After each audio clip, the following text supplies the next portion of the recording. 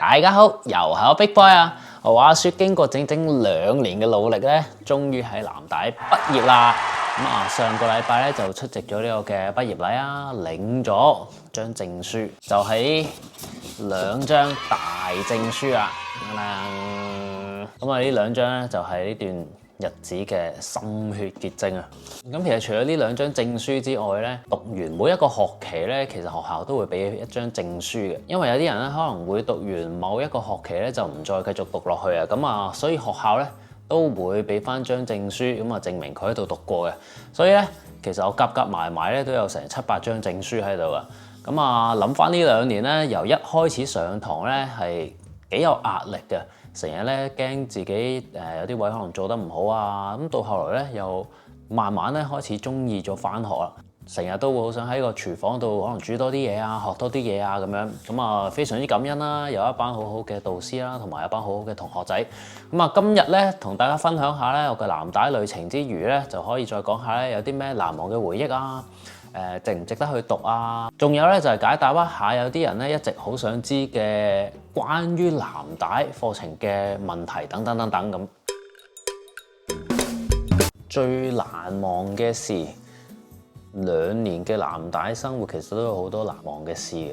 但係我覺得有3件事咧就真係特別難忘嘅。第一樣就係舊年啦，無啦啦被通知就拎到一個獎項。開頭學校 send email 嚟嘅時候咧，我都仲懷疑係咪一啲詐騙電郵嚟嘅。後嚟咧就同呢個學校咧就溝通啦，然後咧 confirm 證實咗原來係真嘅。呢個獎項咧每屆又得1個嘅啫。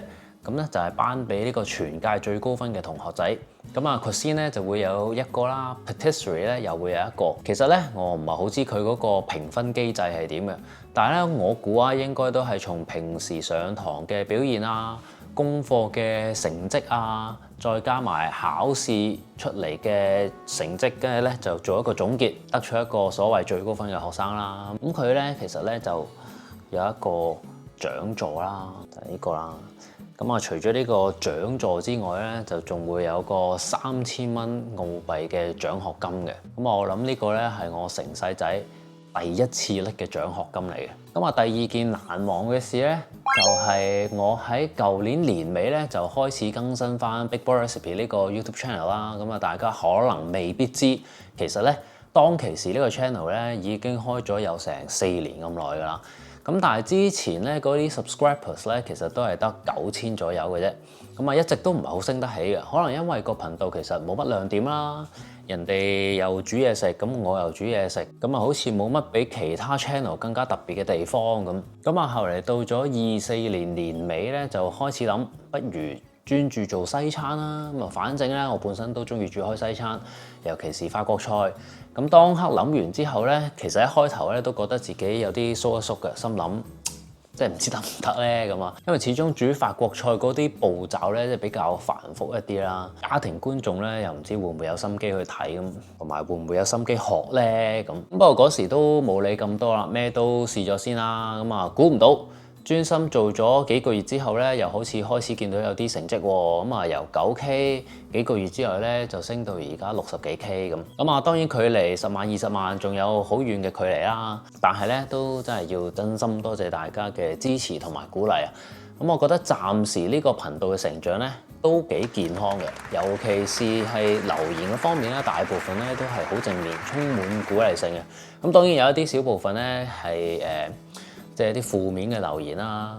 所謂識睇一定睇留言，有陣時咧呢啲留言其實我覺得咧都幾搞笑嘅，即係可以為個 page 咧帶嚟一啲娛樂性啊。即係好似有啲癲佬咁樣，佢留言嗰個完咧，如果你覆佢嘅話咧，佢受咗刺激啊嘛，佢會再覆返你嘅時候咧更加激動、更加癲。成個過程我覺得非常之有趣。經營一個 channel 咧係唔容易嘅。但係成件事咧係幾好玩嘅，即係感覺上好似你處於一個上帝視角咁啊！睇到晒阿 A 喺度留咗幾多言，阿 B 喺度發咗幾多次癲咁啊！成件事咧係幾有趣、幾有滿足感嘅。第3件難忘嘅事咧就係咧，我透過南大咧介紹咗去一間餐廳度實習啦。實習完之後咧，都有幸繼續留低喺嗰度做嘅。我記得咧。有一晚咧喺廚房做緊嘢嘅時候咧，咁啊 grill 緊幾件魚啦，點知個 executive chef 咧就突然間叫晒所有人停低5分鐘咁啊，話要出去影相咁啊。咁我心諗影相好多嘢做緊喎，大佬。咁點知就行出咗廚房啦，行入咗一間 VIP 房，哇！竟然見到咧係 Matt Damon。咁我之前煮嘅其中一啲嘢咧，有機會咧，原來係煮俾佢食添喎。咁啊，當其時非常之開心啊，完全冇諗過可以同荷里活明星握手啦，同埋仲可以影埋相啦。雖然當刻咧，我淨係喺個房度5分鐘嘅啫，但係睇得出咧係一個非常之 nice、非常之親民嘅人嚟，完全冇架子嘅。咁啊，可能佢係扮啦，我唔知啦。但係嗰一刻咧係幾特別嘅，我覺得即係非常之意想不到嘅一個人生體驗啊！咁啊，之前我喺跟我翻日藍帶嗰條片度咧，有介紹過呢個藍帶嘅校園生活啦。當時咧，我有邀請大家，如果有啲咩藍帶嘅相關問題想知嘅話咧，記得留言俾我啊！咁今次咧，我哋順便嚟做一個好簡單嘅你問我答，解答下大家最想知嘅問題啊！好，第一條問題都係最多人問嘅問題啊，就係成個課程嘅學費同埋個課程嘅架構究竟係點嘅咧？咁啊，好簡單咁講啦。如果你要讀晒成個 Culinary Arts 嘅課程咧，總共咧就分為3個部分嘅。咁第一個部分咧就係 Cert 3啦，總共為期咧就係15個月嘅。咁啊，頭3個月咧就係呢個基礎課程，之後3個月咧就係一個中級課程，再之後嗰3個月咧就係一個嘅高階課程啊。咁啊，讀完呢9個月之後咧就會有半年嘅實習期嘅，所以咧總共就係要讀15個月嘅。咁啊 Cert 3咧嘅價錢大概就係39,000澳幣啊，即係大約20萬港幣左右。咁啊 Cert 3咧就會由呢個嘅基礎法國菜同埋一啲嘅理論開始學起啦。咁啊，例如嗰啲咩梅納反應啊、coagulation 啊等等咧，都會講一大餐嘅。同埋最重要咧就係學習廚房入邊嘅 hygiene 啊、啲架構啊、唔同宗教嘅飲食習慣啊、唔同人嘅 dietary requirement 啊之類。然後咧就慢慢讀上去咧，就會做一啲越嚟越高階嘅菜式啦。咁啊要學埋整麵包啊、甜品啊等等。咁頭9個月如果順利完成嘅話咧，之後就會去餐廳做半年實習啦。咁有啲餐廳咧就會有人工收啦，有啲咧就係冇人工嘅，即係話你喺嗰半年實習期入邊嗰400個鐘嘅實習咧，有機會係完全冇人工收嘅，即係做義工嘅。咁啊，如果你成績係比較好嘅話咧，學校咧係會大機會啲咧，推薦你去一啲比較有名氣嘅餐廳嗰度做嘅。咁啊，唔好以為咧佢實習就係咁喺餐廳做完咁啊算咁啊。期間咧其實仲要寫一啲好長嘅 report 咧，交翻去學校啊。咁啊，記錄你喺餐廳度做過啲咩啊？有冇做過唔同嘅 stations 啊？有咩要反思啊？同埋改進啊？等等等等。咁順利完成 Cert 3之後，如果想繼續讀落去咧，就會翻學校咧繼續讀 Cert 4啦。咁 Cert 4咧就係為期6個月嘅。價錢咧大概就係13,000蚊澳幣左右，即係咧大概6萬幾蚊嘅港幣啦。咁啊呢6個月咧就會學一啲再進階啲嘅嘢，例如咧一啲 fine dining 嘅煮食技巧啊、分子料理啊等等，同埋咧就會有啲 kitchen management 嘅課題要上嘅。咁啊點樣去編更啊？點樣去計一啲 cost 啊？點樣去做一個 leader 啊？等等。咁讀完 Cert 4仲想繼續讀上去咧，就會進入 diploma 啦。咁啊，都係為期6個月嘅，價錢咧大概就13至14K 澳幣左右啦，即係咧大概都係6萬至7萬蚊左右。Diploma 咧就冇得入廚房煮嘢噶啦，主要咧就係讀呢個嘅 business management 嘅。咁啊，要設計自己嘅 menu 啊，設計自己嘅餐廳啊，點樣 come up 一個 business plan 啊。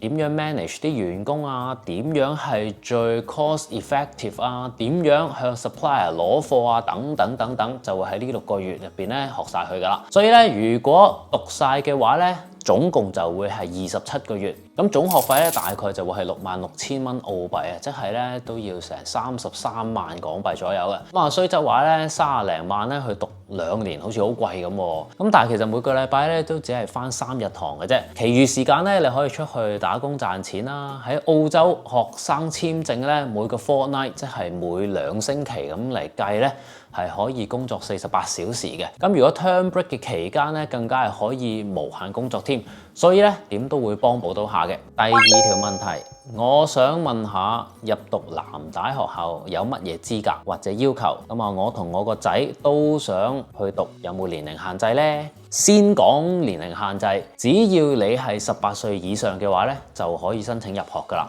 咁啊，至於需唔需要有啲咩資格呢？要考 IELTS 啦 ，overall 咧要有6分啦，而每一個細項咧係唔可以低過5.5分嘅，咁其實就唔難嘅呢一個 requirement。其他咧好似都冇乜特別嘅要求噶啦，主要咧就係你俾到錢，咁咧佢就會收你噶啦。唔識煮嘢可唔可以讀藍帶？非常之好嘅一個問題。咁啊，我覺得就係要睇下你唔識到一個咩程度。如果你煮個麵都會煮到個煲爆炸嘅，又或者你烚隻蛋烚完出嚟係可以掟得死人嘅，咁我建議都係唔好去讀會比較好啲。因為咧上堂嘅時候嗰啲導師咧係唔會因為你本身唔係好識煮嘢食而去遷就你嘅，所有嘢咧都進行得非常之快啊！咁一快咧你就有機會跟唔上啦，最後咧就可能咩都學唔到。咁啊，賺嘥錢嘅啫。但係如果你話你本身都有煮下嘢嘅，對西餐都有一啲非常基本嘅概念啊，只係咧唔識去做一啲好複雜嘅菜式咁樣咧都 OK 嘅。同埋我想講咧，其實唔係個個嚟得讀嘅學生咧都真係咁叻煮嘢食嘅。如果你覺得自己真係唔係好夠信心嘅話咧，勤力少少，上堂咧抄筆記抄得足啲，咁啊記低晒導師做過嘅每一個細節啦，某方面嘅技術。如果覺得自己唔係做得非常之好嘅，例如啲刀工咁樣，咁可以咧喺屋企得閒咧就切多啲嘢啊，鑽研多啲咁。其實我覺得將勤補拙咧係對成件事都非常之有幫助嘅。下一條，聽過有啲同學仔會勾心鬥角，你嗰度有冇？咁啊好彩咧，又冇喺我身上發生，但的確咧有1-2個同學咧係會即係比較衰啲嘅。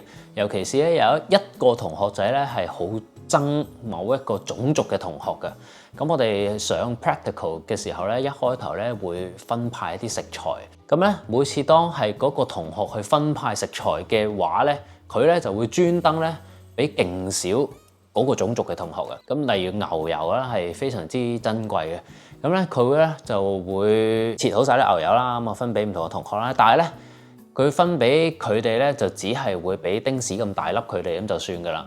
又或者咧，嗰啲香草咧，佢會俾嗰啲最霉抌對嗰一 part 咧佢哋嘅。咁啊係幾 PK 嘅。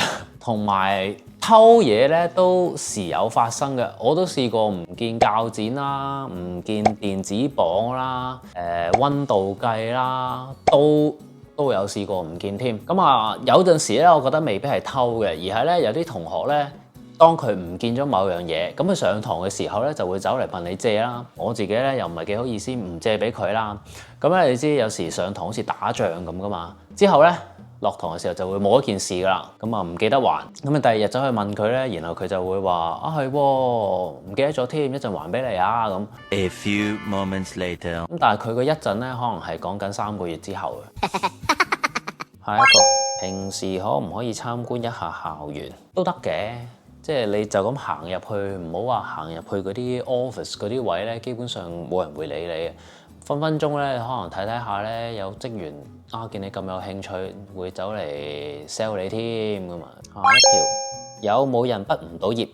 大把，不過咧好多都係因為個人嘅原因而畢唔到業嘅。例如我嗰屆咧有一個係無端端話佢個細佬過咗身，所以咧佢就唔繼續讀落去啦。另外有一個咧就係因為喺學校個廚房煮下嘢咧就暈低咗，跟住之後咧又好似話自己唔係咁適合繼續讀落去咁。咁啊另外又有一個咧係喺學校咧行下嗰陣咧把廚師刀咧喺個袋嗰度咧跌咗出嚟，然之後咧就成把刀拮咗落隻腳度，跟住咧就留院，唔知留咗幾個禮拜咁樣，跟住之後又 quit 咗啦。咁但係如果你話係因為成績而畢唔到業咧，就比較少嘅。我唔知其他地方嘅藍帶係咪都係咁啦，但係墨爾本呢度咧，我感覺上啊，佢係盡量會俾你去完成個課程啊。就算你考試唔合格咧，佢都可以好快咁樣安排另一個時間咧去俾你補考啊。通常咧補考都基本上係會 pass 到嘅。一條啲老師係咪好嚴？呢度啲導師咧，其實我覺得咧係幾 friendly 嘅，可能同澳洲嘅文化有關啦。咁啊，佢哋算係比較 chill 嘅，喺某啲方面咧係會嚴格啲嘅。例如喺廚房同埋處理食物嘅衛生上啦，咁咧呢啲係會嚴格啲嘅。但係你話喺人品上咧，大多數都好好㗎，唔會話鬧到你喊啊，鬧到你驚啊咁啊。所以上堂咧其實係幾開心嘅。跟住呢個 personal 啲喎，點解當初你會選擇喺 Melbourne 讀？因為咧，我以前大學咧就係喺 Melbourne 度讀嘅 Monash University，咁啊嗰陣時咧就係讀呢個記者同埋傳理系啊，所以咧其實本身咧就喺呢度生活過4年幾㗎啦，亦都咧有喺呢度嘅餐廳打過工啦。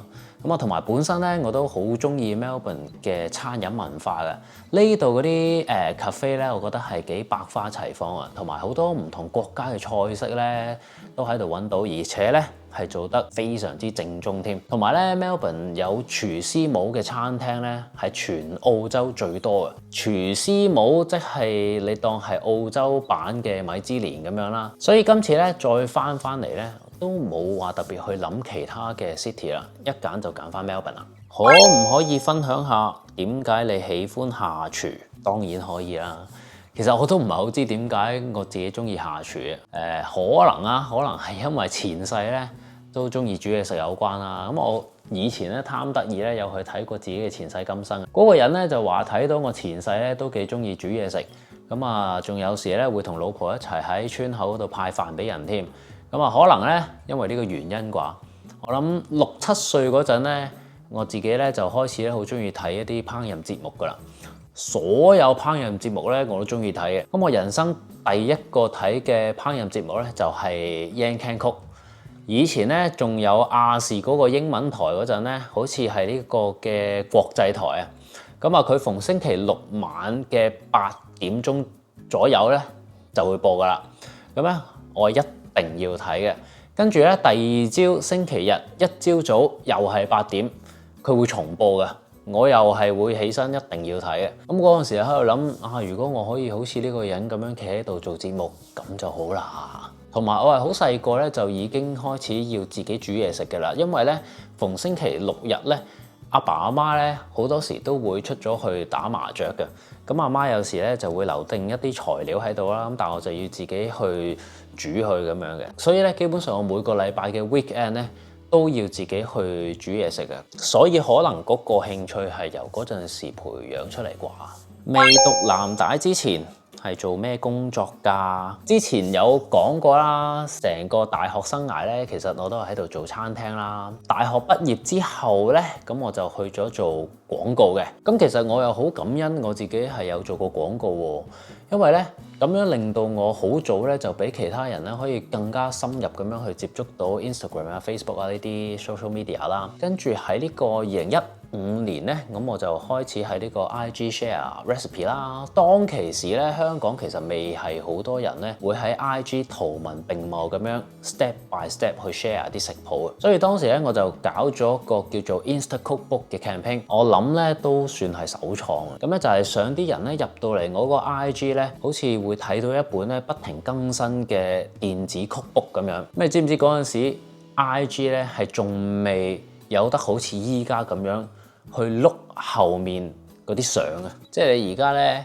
每個 post 咧嘅後邊咧都係可以碌過去，跟住就有唔同嘅相。咁後邊嗰啲相咧就可以係一啲 step 咁樣啦。但係我初做嗰陣時咧係未有呢個功能嘅。撳入去每一個 post 咧只可以 upload 1張相嘅啫。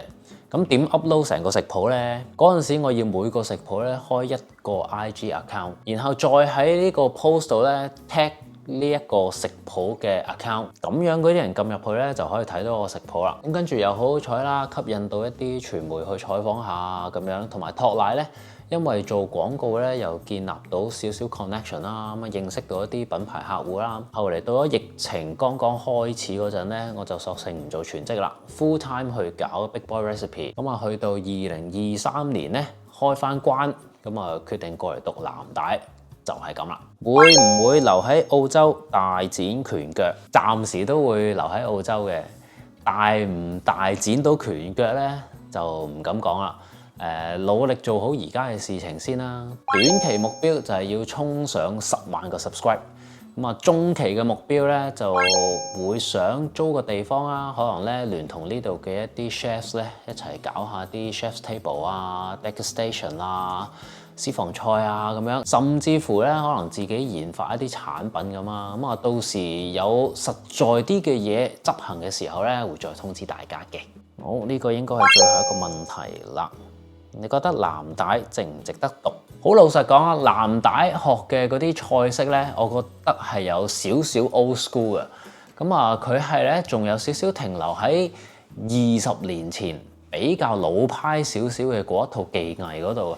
如果你係想自己讀完之後好入流嘅話咧，咁我覺得就唔需要去讀啦，直接去揾間餐廳打工仲好。但係如果你係想靠呢樣嘢係譬如移民去澳洲嘅話咧，行 Hong Kong Stream 咁樣先算啦。咁我覺得咧又值得讀嘅喎，因為咧藍帶嘅學費其實比起其他學校咧係貴少少，但係唔係貴好多嘅啫。但係咧佢個名氣又大啲啦。尤其是咧，我哋呢啲本身咧有個 degree 嘅人啦，咁咧過嚟呢度讀 diploma 咧，呢啲我哋叫做倒讀啦，即係倒翻轉嚟度讀啦。咁啊呢個情況咧，移民局咧有機會拒絕你嗰個學生簽證嘅。但係如果你揀間知名啲嘅學校去讀嘅話咧，你申請嗰個學生簽證嘅時候咧就會穩陣啲嘅。同埋咧，藍帶同業界餐廳嘅關係咧係比較好嘅，而且佢哋嗰啲 connection 咧都係多啲嘅。咁啊，畢業之後咧出去揾工啊，我自己覺得啊係會易少少嘅。同埋我覺得你一路讀嘅時候咧，最好一路自動波咁樣去涉獵呢個飲食行業嘅趨勢啊，睇多啲唔同人嘅作品啊。最緊要咧就係唔好固步自封。咁咧，就算學校教嗰啲嘢咧，你當係一個非常之基本嘅技藝咁樣去學。咁啊，打好自己嘅一個基礎先，再 on top 咧，自己去慢慢去增值自己，去吸收唔同新嘅嘢啊，成咁。咁我覺得其實讀嚟係有用嘅。好啦，要解答嘅問題咧就係咁多啦。多謝大家收睇啊！咁啊，記得 subscribe Big Boy Recipe 呢個 channel 啦，同埋咧派個 like 啊、comment 同埋 share 出去俾更多人咧可以睇到呢條影片。咁啊，多謝大家支持啊！我哋下條影片再見啦，拜拜。